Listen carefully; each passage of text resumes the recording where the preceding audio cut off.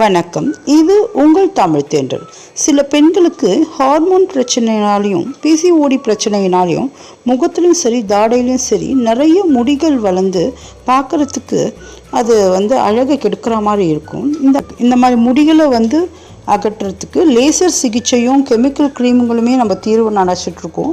அதை மாதிரி இல்லாமல் வீட்டில் இருக்கிற பொருள்களை வச்சே நம்ம நிரந்தரமாக சரி செஞ்சிட முடியும். இது நம்ம இந்த வீட்டில் இருக்க பொருட்களை வச்சு சரி செய்யறதுனால இதுக்கு பின்விளைவுகள் எதுவுமே கிடையாது. ஆனால் லேசர் மாதிரி சிகிச்சை பண்ணோன்னா கட்டாயம் முகத்தில் ஏதாவது ஒரு திட்டுக்களோ கருமையோ வரும்.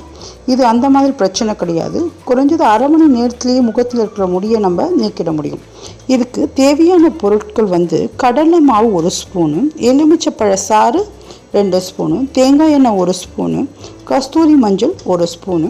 இதை எல்லாத்தையும் நம்ம காய்ச்சாத பால் வச்சு நல்லா கலந்துக்கணும். கலந்து ஒரு பேக் மாதிரி பண்ணிவிட்டு முடிகள் எங்கெங்கே ஜாஸ்தியாக இருக்கோ முகத்தில் உதட்டுக்கு மேலே அதே மாதிரி தாடைகளில் எங்கெங்கே நிறைய முடி இருக்கோ அதை நல்லா மேல் நோக்கி இந்த பேக்கை ஒரு ப்ரஷ்னால் அப்ளை பண்ணிடணும்.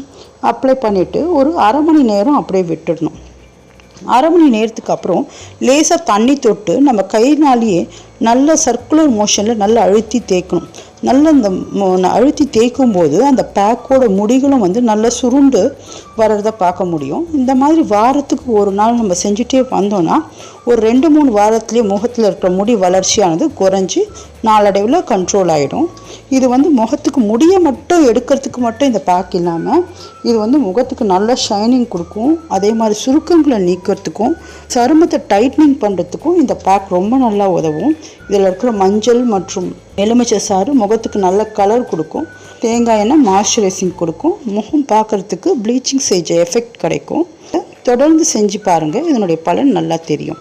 இது போன்ற பல பயனுள்ள குறிப்புக்கு எங்கள் சேனலை சப்ஸ்கிரைப் பண்ணுங்கள். நன்றி.